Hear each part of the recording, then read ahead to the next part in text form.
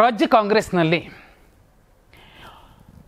ನಾಯಕತ್ವ ಬದಲಾವಣೆಯ ಚರ್ಚೆಗಳು ಹಾಗೇ ಮುಂದುವರೆದರೆ ಹೈಕಮಾಂಡ್ ಡಿ ಕೆ ಶಿವಕುಮಾರ್ ಅವರನ್ನೂ ಕೂಡ ಸಿಎಂ ಸ್ಥಾನದಲ್ಲಿ ತಂದು ಕೂರಿಸಬೇಕು ಅನ್ನುವಂತಹ ನಿರ್ಧಾರಕ್ಕೆ ಬಂದರೆ ರಾಜ್ಯದಲ್ಲಿ ಹೊಸ ಪಕ್ಷ ಉದಯ ಆಗತ್ತೆ.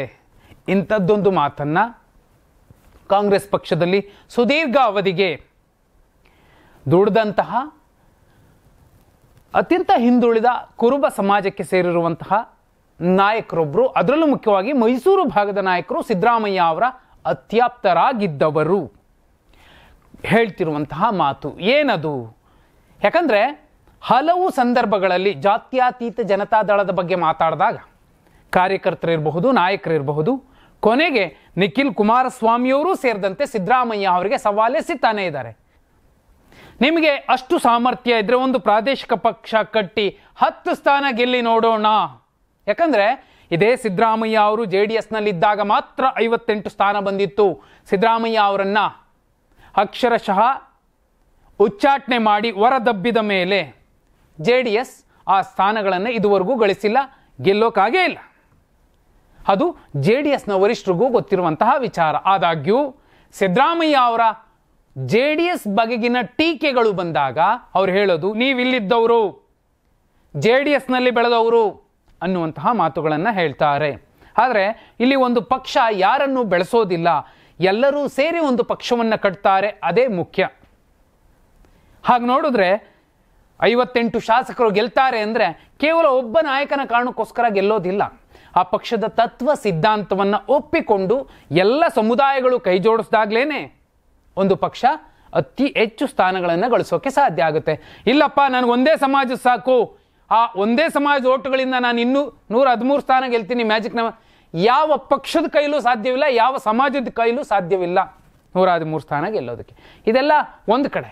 ಅರೆ ಯಾರೇ ಮಾತನ್ನು ಹೇಳಿದ್ದು ನೋಡಿ, ರಾಜ್ಯ ಕಾಂಗ್ರೆಸ್ ಸರ್ಕಾರವು ತನ್ನ ಅಧಿಕಾರದ ಅರ್ಧದ ಅವಧಿ ಪೂರೈಸುತ್ತಿರುವಂತಹ ಹೊತ್ತಿನಲ್ಲಿ ಮುಖ್ಯಮಂತ್ರಿ ಕುರ್ಚಿಯ ಬದಲಾವಣೆಯ ಚರ್ಚೆಗಳು ಮತ್ತೆ ಕಾವು ಪಡೆದುಕೊಂಡಿರುವಂತಹ ಸಂದರ್ಭದಲ್ಲಿ ಒಂದು ವೇಳೆ ಅಧಿಕಾರ ಹಂಚಿಕೆಯ ಸೂತ್ರದಂತೆಯೇ ಸಿದ್ದರಾಮಯ್ಯ ಅವರನ್ನ ಮುಖ್ಯಮಂತ್ರಿ ಸ್ಥಾನದಿಂದ ಕೆಳಗಿಳಿಸಿದ್ರೆ ಅವರ ಬೆಂಬಲಿಗರು ಹೊಸ ಪ್ರಾದೇಶಿಕ ಪಕ್ಷ ಕಟ್ಟಲು ಸಿದ್ಧತೆ ನಡೆಸಿದ್ದಾರೆ ಅನ್ನುವಂತಹ ಸ್ಫೋಟಕ ಮಾಹಿತಿಯನ್ನ ಒಂದು ಕಾಲದ ಸಿದ್ದರಾಮಯ್ಯ ಅವರ ಆಪ್ತ ವಲಯದಲ್ಲಿ ಗುರುತಿಸಿಕೊಂಡಿದ್ದಂತಹ, ಆದರೆ ಈಗ ಸಿದ್ದರಾಮಯ್ಯ ಅವರ ವಿರೋಧಿ ಬಣದ ರಾಜಕಾರಣ ನಡೆಸುತ್ತಿರುವಂತಹ ಹಿರಿಯ ರಾಜಕಾರಣಿ ಮಾಜಿ ಸಚಿವ ಎಚ್ ವಿಶ್ವನಾಥ್ ಅವರು ಇಂಥದ್ದೊಂದು ಸ್ಫೋಟಕ ವಿಚಾರವನ್ನು ಹೇಳಿರುವಂಥದ್ದು.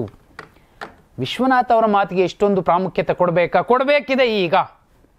ಯಾಕಂದರೆ ಅಧಿಕಾರ ಹಂಚಿಕೆಯ ಲೆಕ್ಕಾಚಾರಗಳು ಬಂದಾಗ 135 ಸ್ಥಾನ ಇದೆ, ಅತಿ ಹೆಚ್ಚು ಶಾಸಕರ ಬೆಂಬಲ ಇರೋದು ಸಿದ್ದರಾಮಯ್ಯ ಅವರಿಗೆ, ಅದು ಹೈಕಮಾಂಡ್ಗೂ ಗೊತ್ತಿರೋ ವಿಚಾರ. ಆದಾಗ್ಯೂ ಇದೇ ನವೆಂಬರ್ 20ರ ಹೊತ್ತಿಗೆ ಸರಿಯಾಗಿ 2.5 ವರ್ಷ ಮುಗಿಯುತ್ತೆ. ಇಲ್ಲ KPCC ಅಧ್ಯಕ್ಷರನ್ನ CM ಮಾಡಬೇಕು, ನೀವು ಸಮನ್ವಯ ಸಮಿತಿ ಅಧ್ಯಕ್ಷರೋ ಏನೋ ಆಗಿ ಅಂತ ಏನಾದರೂ ಹೇಳಿದ್ರೆ ಆಗ ಸಿದ್ದರಾಮಯ್ಯ ಬಣ, ಅಹಿಂದ ಬಣ ಒಂದು ಹೊಸ ವೇದಿಕೆಯನ್ನು ಸೃಷ್ಟಿಸಿಕೊಳ್ಳುತ್ತೆ, ಅದು ಹೊಸ ಪ್ರಾದೇಶಿಕ ಪಕ್ಷವಾಗುತ್ತೆ ಎನ್ನುವಂಥದ್ದು ವಿಶ್ವನಾಥ್ ಅವರ ವಾದ. ಹಾಗೆ ಒಂದು ವೇಳೆ ಆದರೆ ಈಗ ನೋಡಿ, ಸುಮಾರು 66 ಶಾಸಕರು ಸಿದ್ದರಾಮಯ್ಯ ಅವರ ಜೊತೆಯಲ್ಲಿ ನಿಲ್ತಾರೆ. ಅದರಲ್ಲಿ ಇಲ್ಲಪ್ಪ ನಾನೇ ಹೊಸ ಪ್ರಾದೇಶಿಕ ಪಕ್ಷ ಕಟ್ತಿದ್ದೀನಿ, ನೀವೆಲ್ಲ ಬಿಟ್ಟು ಬರಬೇಕು ಅಂದರೆ ಎಷ್ಟು ಜನ ಬರಬಹುದು? 40 ಶಾಸಕರು ಕಣ್ಣು ಮುಚ್ಕೊಂಡು ಬರ್ತಾರೆ, ಇನ್ನು 26 ಶಾಸಕರು ಬರೋದಿಲ್ಲ. ಆ ಲೆಕ್ಕಾಚಾರಕ್ಕೆ ನೋಡಿದ್ರೆ ಹಿಂದುಳಿದ ಸಮಾಜದ ಶಾಸಕರ ಪಟ್ಟಿನೇ ದೊಡ್ಡದಿದೆ. ಹಾಗೆ ನೋಡಿದ್ರೆ 10 ಜನ ಕುರುಬ ಸಮಾಜದಿಂದ, ಒಂದು 6-7 ಜನ, ಯಾಕಂದರೆ BJPಲೂ ಇರುವಂತಹ ಈಡಿಗ ಬಿಲ್ಲವ ಶಾಸಕರನ್ನು ಸೇರಿಸ್ಕೊಂಡಾಗ 4-5 ಬಿಲ್ಲವ ಶಾಸಕರು, ಒಪ್ಪಾರ ಶಾಸಕರು, ಹೀಗೆ ದೊಡ್ಡದೊಂದು ಪಟ್ಟಿ ಬೆಳೆಯುತ್ತೆ. ಆ ಲೆಕ್ಕಕ್ಕೆ ಬಂದರೆ ನೀವು ST ಸಮಾಜದ, ಅದರಲ್ಲೂ ಜಾರಕಿಹೊಳಿ ಬಣದ ಶಾಸಕರ ದಂಡು, ಮತ್ತೊಂದು ಕಡೆ ಲಾಡ್ ಬಣದವರು, ಇವರೆಲ್ಲರೂ ಕೂಡ ಒಟ್ಟಿಗೆ ಸೇರ್ತಾರೆ. ಹಾಗೇನಾದರೂ ಆದರೆ ಆ ನಂಬರ್ ಮಿನಿಮಮ್ 40 ಇರುತ್ತೆ. ಹೊಸ ಪ್ರಾದೇಶಿಕ ಪಕ್ಷ ಹೇಗೆ? ಯಾಕಂದರೆ ಒಂದು ಸಿಂಪಲ್, ಏನು ನಂಬ್ಕೊಂಡಿದ್ದಾರೆ ಅವರು? ಅಲ್ಪಸಂಖ್ಯಾತ ಹಿಂದುಳಿದ ದಲಿತ ಸಮಾಜಗಳನ್ನು ಒಟ್ಟುಗೂಡಿಸಿದ ಒಂದು ಮತಬುಟ್ಟಿಯನ್ನು ಇಟ್ಟುಕೊಂಡಿದ್ದಾರೆ ಸಿದ್ದರಾಮಯ್ಯ ಅವರು. ಆ ಲೆಕ್ಕಾಚಾರದಲ್ಲೇ ನೋಡಿದ್ರೆ ಎಷ್ಟು ಸ್ಥಾನ ಪಡಬಹುದು? ಯಾಕಂದರೆ ಒಂದು ಇದುವರೆಗೂ ಕೂಡ ಅವರು JDS ಅಲ್ಲಿ ದುಡಿದ್ರು, ಕಾಂಗ್ರೆಸ್ ಅಲ್ಲಿ ದುಡಿತಿದ್ದಾರೆ, ಅವರಿಗೆ ಒಂದು ರಾಜಕೀಯ ಪ್ರಜ್ಞೆ ಇದೆ, ಮತಗಳನ್ನು ಪುಲ್ ಮಾಡುವಂತಹ ಶಕ್ತಿ ಇದೆ ಒಬ್ಬ ಮಾಸ್ ಲೀಡರ್ ಆಗಿ. ಆದಾಗ್ಯೂ ಒಂದು ಹೊಸ ಪಕ್ಷ ಕಟ್ಟಿದ್ರೆ ಏನಾಗಬಹುದು? ಒಂದು ಪಕ್ಷ ಕಟ್ಟೋದು ಈಸಿ ಅಲ್ಲ, ಆ ಪಕ್ಷವನ್ನು ಸುದೀರ್ಘ ಅವಧಿಗೆ ಉಳಿಸ್ಕೊಳ್ಳುವಂಥದ್ದು ಇನ್ನೂ ಕಷ್ಟ. ಒಂದು ಅಸೆಸ್ಮೆಂಟ್, ಒಂದು ಚಾಟ್ GPT ಕೇಳಿದ್ರೆ ಏನಾಗಬಹುದು? ಸಿದ್ದರಾಮಯ್ಯ ಅವರು ಹೊಸ ಪಕ್ಷ ಕಟ್ಟಿದ್ರೆ ನೋಡಿ, ಅವರು ಮ್ಯಾಕ್ಸಿಮಮ್ ನಂಬರ್ ಏನಾಗಬಹುದು ಒಂದು ವೇಳೆ ಚುನಾವಣೆ ನಡೆದ್ರೆ? ನಿಜಕ್ಕೂ ಅಲ್ಪಸಂಖ್ಯಾತರು ಗಟ್ಟಿಯಾಗಿ, ಹಿಂದುಳಿದವರು ಗಟ್ಟಿಯಾಗಿ, ದಲಿತರು ಕೂಡ ತಮ್ಮ ಸಂಪೂರ್ಣ ಬೆಂಬಲವನ್ನು ಸಿದ್ದರಾಮಯ್ಯ ಅವರ ಹೊಸ ಪಕ್ಷಕ್ಕೆ ಕೊಟ್ಟರೆ, ಅಹಿಂದ ಅನ್ನುವಂತಹ ನಿಜವಾದ ಒಂದು ಹೆಗ್ಗುರುತು ಒಂದು ಒಗ್ಗಟ್ಟಾಗಿ ನಿಂತು ಬಿಟ್ರೆ 90 ಸ್ಥಾನಗಳನ್ನು BJP ಪಡ್ಕೊಂಡ್ರೂ ಕೂಡ ಸುಮಾರು 65ರಿಂದ 70 ಸ್ಥಾನಗಳನ್ನು ಸಿದ್ದರಾಮಯ್ಯ ಅವರ ಹೊಸ ಪಕ್ಷ ಪಡ್ಕೊಳ್ಳುತ್ತೆ ಅನ್ನೋದನ್ನ ಚಾಟ್ GPT ಹೇಳೋದು, ನಾನಲ್ಲ.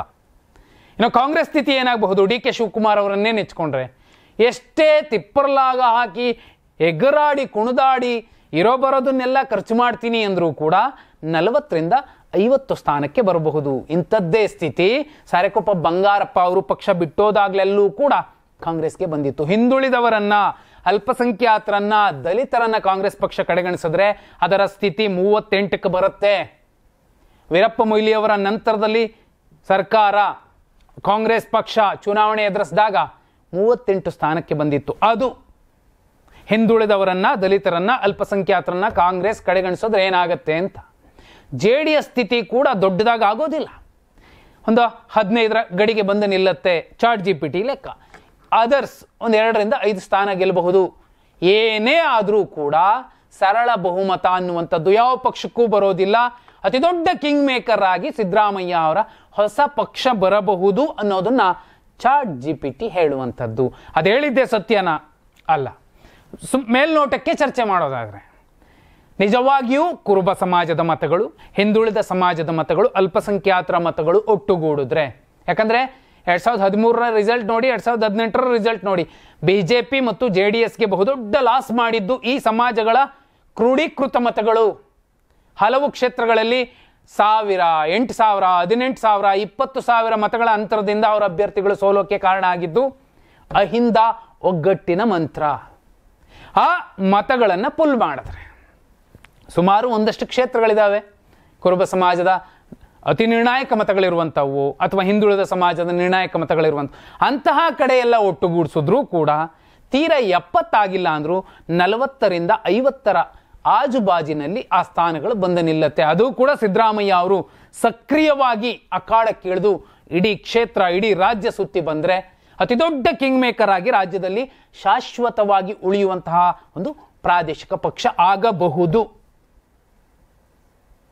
ಅದು ಯಾಕಂದ್ರೆ ಕೇವಲ ಒಂದು ಸಮಾಜವನ್ನ ನೆಚ್ಕೊಂಡಿರುವ ಪಕ್ಷವಾಗಿ ಕಾಣೋದಿಲ್ಲ ಸಿದ್ದರಾಮಯ್ಯ ಅವರ ಹೊಸ ಪಕ್ಷ ಬಂದ್ರೆ. ಯಾಕಂದ್ರೆ BJP ಲಿಂಗಾಯತರು ನೆಚ್ಕೊಂಡಿದ್ದಾರೆ ಅಂತಾರೆ, JDS ನೋ ಡೌಟ್ ಒಕ್ಕಲಿಗರ ಪಕ್ಷ ಅಂತಾರೆ ಜನ ಮಾತಾಡೋದು. ಆದರೆ ಕಾಂಗ್ರೆಸ್ಸನ್ನ ಕೆಲವರು ಮುಸ್ಲಿಂ ಪಕ್ಷ ಅಂತಾರೆ, ಕೆಲವರು ಕುರುಬರು ಪಕ್ಷ ಅಂತಾರೆ, ಕೆಲವರು ದಲಿತರ ಪಕ್ಷ ಅಂತಾರೆ. ಅದರ ಅರ್ಥ ಏನು? ಅತಿ ನಿರ್ಣಾಯಕರು ಯಾರಿದ್ದಾರೆ ಈ ರಾಜ್ಯದಲ್ಲಿ? ಸೋರಿಕೆಯಾದ ಜಾತಿ ಗಣತಿ ಲೆಕ್ಕಾಚಾರದಲ್ಲಿ ನೋಡಿದ್ರು ಕೂಡ ಸುಮಾರು 78% ಜನ ಅಹಿಂದ ಮಂದಿ ಏನಿದ್ದಾರೆ, ಆಲ್ಮೋಸ್ಟ್ 80% ಜನ ಅವರದ್ದು ಕಾಂಗ್ರೆಸ್ ಅನ್ನೋ ಲೆಕ್ಕಕ್ಕೆ ಬರುತ್ತೆ. ಆದರೂ ಆಡಳಿತ ವಿರೋಧಿ ಅಲೆ ಮತ್ತೆ ಜನರ ಮಾತು, ಒಂದು ಸಮಾಜದಲ್ಲಿ ಹೇಗೆ ಒಂದು ನೀತಿ ಅಥವಾ ಒಂದು ಅಲೆ ಸೃಷ್ಟಿಯಾಗುತ್ತೆ ಅದರ ಮೇಲೂ ಕೂಡ ಇದೇ ಸಿದ್ದರಾಮಯ್ಯ ಅವರು 2013-18 ಮಧ್ಯೆ ಸರ್ಕಾರ ಮಾಡಿದ್ರು. 18ರ ಚುನಾವಣೆಯ ಸಂದರ್ಭದಲ್ಲಿ ಅದೇ ಹಿಂದುಳಿದವರು ಒಂದಷ್ಟು ಸಿದ್ದರಾಮಯ್ಯ ಅವರು ಕೈ ಹಿಡಿಲಿಲ್ಲ. ಯಾಕೆ? ಸಮಾಜಗಳಲ್ಲಿನ ಒಂದು ಒಡಕು ಅಥವಾ ನಾಯಕತ್ವಗಳಲ್ಲಿನ ಒಂದಷ್ಟು ಬೇಸರ. ಯಾಕಂದರೆ ನಮಗಿಂತಹ ಅವಕಾಶಗಳನ್ನು ಕೊಡಲಿಲ್ಲ, ಇಂಥವ್ರನ್ನಷ್ಟೇ ಅವಕಾಶ ಕೊಟ್ಟರು, ನಮ್ಮನ್ನು ಮಿನಿಸ್ಟರ್ ಮಾಡಲಿ, ಮತ್ತೊಂದು ಮಗದೊಂದು ಎಲ್ಲ. ಆ ಎಲ್ಲ ಅಂಶಗಳೂ ಕೂಡ ಅವತ್ತು ಅವರಿಗೆ ಕಷ್ಟ ತಂದಿತ್ತು. ಆದರೆ ಈಗ ಇಂಥದ್ದೊಂದು ನಿರ್ಣಾಯಕಕ್ಕೆ ಬಂದರು. ಯಾಕೆ ಅಂದರೆ ನನ್ನನ್ನು CM ಸ್ಥಾನದಿಂದ ಇಳಿಸ್ತಿದ್ದಾರೆ ಅನ್ನೋ ರೀಸನ್ ಕೊಟ್ಟರು ಕೂಡ, ಅಥವಾ ಅವರ ಬೆಂಬಲಿಗರು ಇಲ್ಲಪ್ಪ ದಲಿತರಿಗೆ ನಾವು ಮುಖ್ಯಮಂತ್ರಿ ಮಾಡೋಕ್ಕೋಸ್ಕರ ನಾವು ಪರ್ಯಾಯ ವೇದಿಕೆಯನ್ನು ಸೃಷ್ಟಿಸಿದ್ದೀವಿ ಅನ್ನೋ ಮೆಸೇಜ್ ಕೊಟ್ಟರು ಕೂಡ ಸಿದ್ದರಾಮಯ್ಯ ಅವರು ಕಟ್ಟಬಹುದಾದಂತಹ ಹೊಸ ಪಕ್ಷಕ್ಕೆ ಲಾಭ ಆಗಬಹುದು. ಇದೆಲ್ಲವೂ ಕೂಡ ಒಂದು ಸ್ಪೆಕ್ಯುಲೇಷನ್.